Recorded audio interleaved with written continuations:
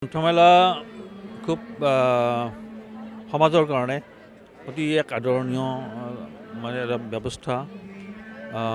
যদিও চৰকাৰৰ উদ্যোগত হৈছে, সকলো মানুহে ইয়াত সহযোগ কৰিছে।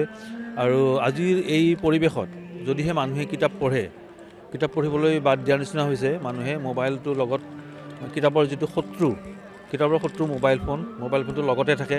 গতিকে আমি ইয়াত বুক ফেয়াৰতো আহি মানুহবিলাকক মই দেখা পাওঁ, বহুতেই কিতাপতকৈ সেই কিতাপৰ শত্ৰুক বেছি গুৰুত্ব দিয়ে। আৰু বহুতক দেখা পাওঁ কিতাপ বুক ফেয়াৰত সোমায় আৰু কেৱল ফটো লৈ গুচি যায়, কেৱল ইজন সিজনৰ ফটো লোৱা থাকে।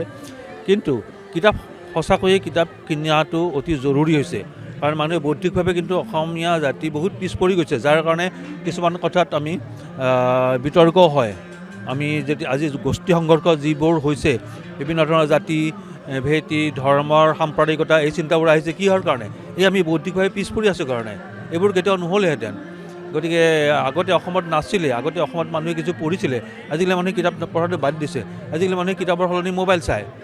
আগতে আমি আপোনালোকে সকলোৱে জানে, আগতে বিচনাত এখন কিতাপ আছিলে, গাৰুৰ কাষত এখন কিতাপ আছিলে। আজিকালি গাৰুৰ কাষত কিতাপখন মোবাইল ফোনে আঁতৰাই দিছে, তাৰ গাৰুৰ কাষত এতিয়া মোবাইল ফোন থাকে। গতিকে আমি কিতাপৰ শত্ৰু আমি লগত লৈ পঢ়োঁ। গতিকে সেয়াত অতি ক্ষয় হৈছে, অতি বেয়া কাম এটা হৈ আছে। আৰু গতিকে যদি মানুহে কিতাপ পঢ়িবলৈ আৰম্ভ কৰে আৰু গ্ৰন্থমেলাই যদি সেই পৰিৱেশ সৃষ্টি কৰিব পাৰে, অতি আদৰণীয় কথা।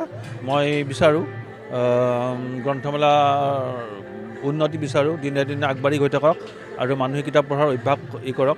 আৰু এতিয়া বিভিন্ন গ্ৰন্থৰ উন্মোচন হৈ থাকে, ইয়াত বহুত কিতাপ উন্মোচন থাকে।